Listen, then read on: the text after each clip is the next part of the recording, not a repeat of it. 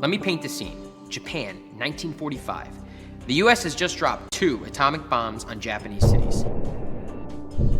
The country is in ruins, but is still officially at war with the United States.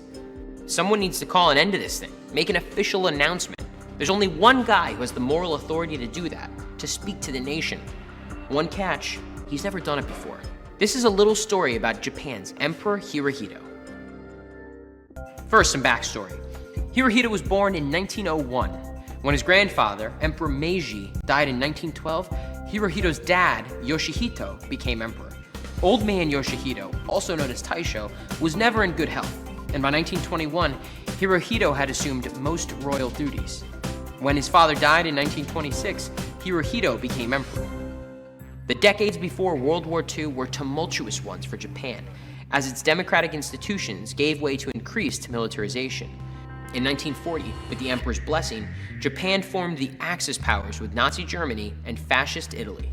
After 4 devastating years, the Americans bombed Hiroshima and Nagasaki.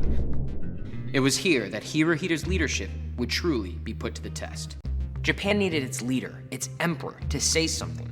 Up until that point, he had been silent to the public. All throughout the war, he'd never been on the radio. When Hirohito finally addressed his crippled nation, he did so via a pre-recorded phonograph broadcast. This was known as the Jewel Voice broadcast, and it was the first time most Japanese had ever heard their emperor's voice. Hirohito spoke in stilted, formal language. He said, and I'm quoting, "The war situation has developed not necessarily to Japan's advantage, while the general trends of the world have all turned against her interest." That has to be one of the all-time great understatements.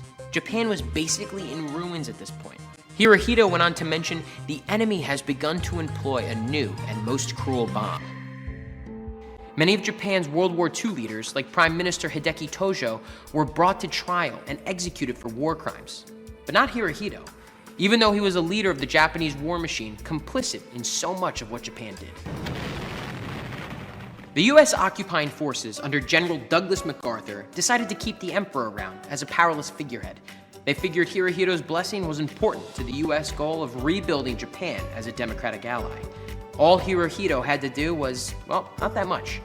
He had to disavow the belief that he, like all Japanese emperors, was descended from the gods, which he did. Still got to live in the palace, though. Sometimes it's good to be emperor.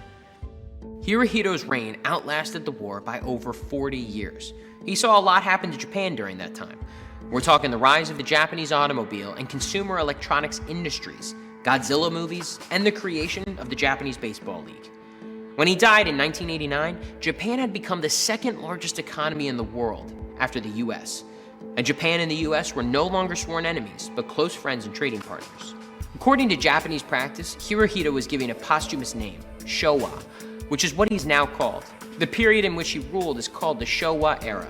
Hirohito was the longest-serving emperor in Japanese history, a period when Japan saw itself rise and fall and rise again, born on the tides of the 20th century.